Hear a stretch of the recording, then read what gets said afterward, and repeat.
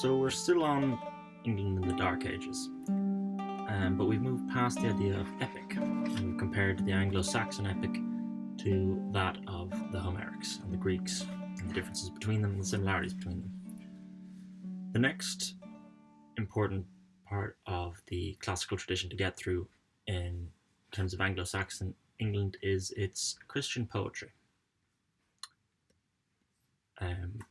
which through the institution of the church is an overarching classical institution from which there is a literary tradition in England. So it is worthy of note in that regard. Now, the main source for understanding the history of this time in England is Bede's Ecclesiastical History of the English Nation. It itself is a work of prose, but it's through which that we could understand the poets of the age, and the poets of the age would be intrinsically linked with the church, with that idea of what was still a remnant of the classics coming through the church from Rome. An institution in England such as Whitby Abbey this would be a place where there'd be flourishing culture in this regard, and there'd be Old English poems such as Dior and Widsith would come out of institutions such as this, and the first poet of note would be Caedmon. So you have Caedmon, and you have his a good example of one of his poems is the Genesis Bede, which uses biblical sources as inspiration for their poetry, again coming from the church. But it is an important beginning of an English tradition, which isn't entirely dissociated from the classical tradition. In Caedmon's Genesis B, we see Satan's rallying speech giving much inspiration to the likes of Milton in his Paradise Lost. That idea of Satan as protagonist, Satan's fall as being something of genuine interest that you can turn into something poetic. And then another birth of an English tradition is the old Maritime Song, which can be seen in there is a song of Helena's trip to Jerusalem, Queen Helena, her voyage as told in Cynewulf's Helena. And so there's your sailor tradition in England, linked to the idea of biblical stories, predominantly Old Testament still, early on. And we know that these are some of the earliest poems around the era that would have its special signature at the bottom. So the idea of the individual poet is important in England. You're not seeing that as much elsewhere. Two further poems of importance then is The Dream of the Rood and The Phoenix. And these come after Cynewulf, but they mark the idea then of the New Testament becoming a source of inspiration for the English people. They're emerging from that Old Testament mentality, which is an older mentality. It's sort of a more primeval mentality, a more primeval understanding of God. And if that is your source, it shows perhaps you're not as developed as when you begin to take in the ideas of redemption and sacrifices told from the New Testament. That's what we see in Dream of the Rood. That's what we see in The Phoenix. And the Phoenix myth in England, we're beginning to see similarities in terms of the Phoenix myth as portrayed by Lactantius in one of the Christian poets from Rome. So it's important to understand that tradition. We have the pagan poetry of Beowulf to begin with, primitive, devoid of Greco-Roman influence. Then we have Caedmon, later 7th century writings, which fuses Anglo-Saxon style on biblical subjects. Circa around 800 then, Cynewulf adapts material from Latin Christian prose as subjects for Anglo-Saxon poems. So here's the graft of the church's classical tradition and then the Anglo-Saxon poetic tradition being placed on top of that. Then we have the Phoenix, which is a blend of Latin poetry and late Christian prose. And then finally the Dream of the Rood, which is a new original poem in the Anglo-Saxon world. It's them sparking out, becoming less just a mere copy, creating something more original, the development of their civilization to a greater extent in literature. And it's introduced to Britain, though, still through Latin Christianity. That Latin Christianity is still key to being able to have that trajectory from Beowulf to the Dream of the Rood. Another important thing in the Phoenix, which was the fourth of those 5 progression points, is this idea of the bird as something that can be used as quite a good symbolic element in the classical tradition. So there's lines, for instance, where it says, where Phaeton's flames had kindled all the zenith, that place remained inviolate by fire, and when the deluge plunged the world in billows, it overcame Deucalion's mighty flood. These are elements which remind us of Tennyson's eagle, Baudelaire's albatross, Mallarmé's swan, Hopkins's falcon. So it's important to be able to think of, when you're reading that 19th century poem, Tennyson's eagle, you could have an understanding there's a direct path of tradition there, all the way back to the Phoenix and the early Anglo-Saxon poets. So in terms of prose then, we mentioned that Bede's Ecclesiastical History. Prose, just a bit on the difference between the poetry and prose.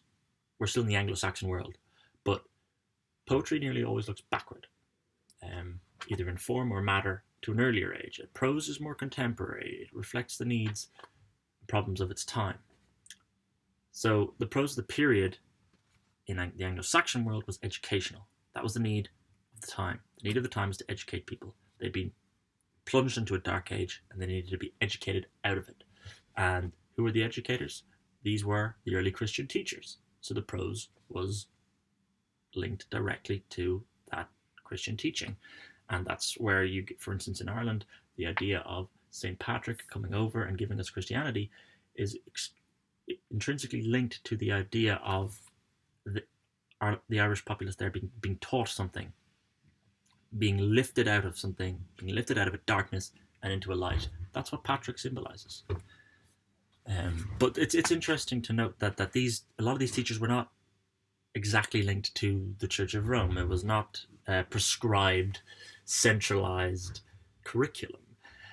It was lone actors. It was proto-Protestant actors who felt a certain idea of Christianity and then went and taught it themselves, distinct from any sort of particular Roman teaching that would have been happening in Italy at the time.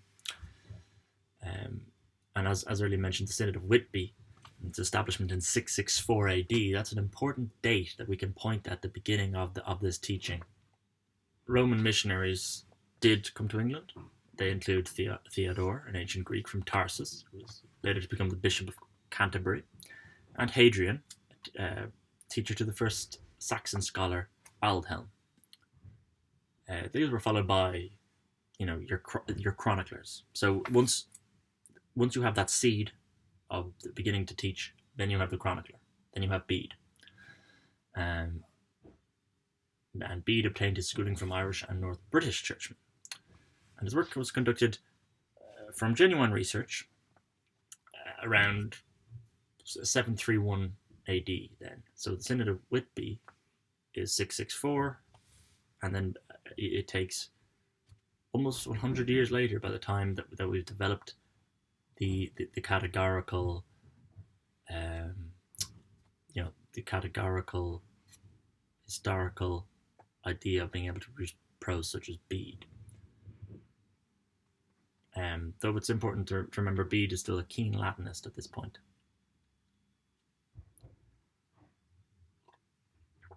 Successors to Bede include Alcuin of York, Scotus Erigena, John the Gael.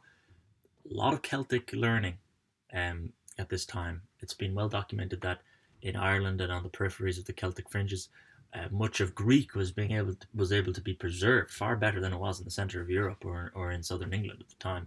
They had all become very tumultuous places where a lot of documents were stored into for safekeeping or lost, and then so heavily stored that they were forgotten about. But on the Celtic fringes, they were able to survive for longer. The next major figure in English literature coming out of this period of prose is Alfred the Great. So we're in England, we're in the Dark Ages. Everything is building towards Alfred the Great.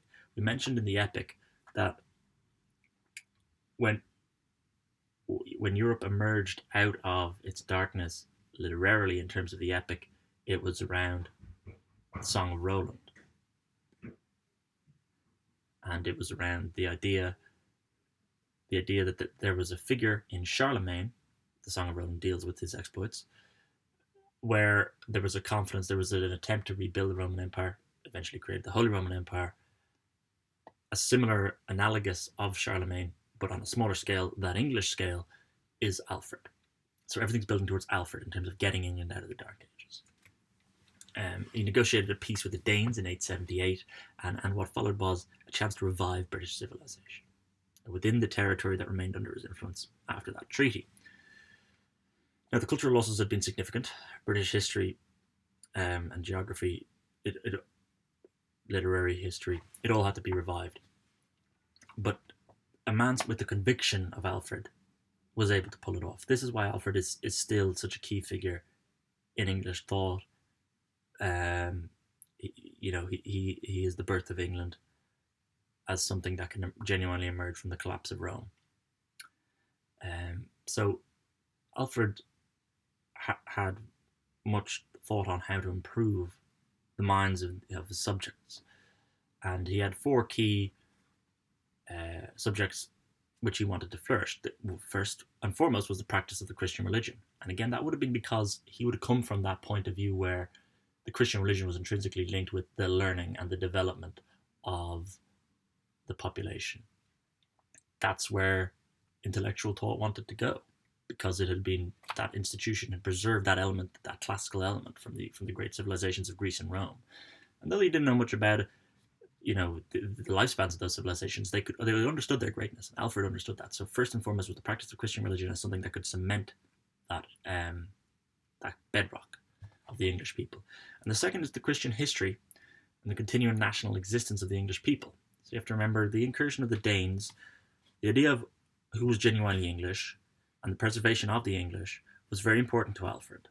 So these would be a Christian people. They would know the Christian history, and they would be able to survive as a distinct people. And the third is world history and geography. So then once you know Christian history, and you preserve the establishment of the Christian people, Christian English people in particular, then you can know your world history, then you can know your geography. There were works such as Orosius's History Against the Pagans, Augustine's City of God, that would help cultivate this world history and geography. And then lastly is to be able to build on top of that Christian morality with sort of a core text or a core philosophical understanding of the world. And this would be Boethius's Consolation of Philosophy. So this is the next key text in terms of understanding the Dark Ages in England, and it's linked to the classics. Boethius's Consolation of Philosophy, which Alfred translated himself. So next we talked about the idea of the epic in the Anglo-Saxon world, the idea of poetry and prose in the Anglo-Saxon world, the emergence of Alfred, and next we'll talk about how Boethius underpinned the moral philosophy of people emerging from that Dark Age.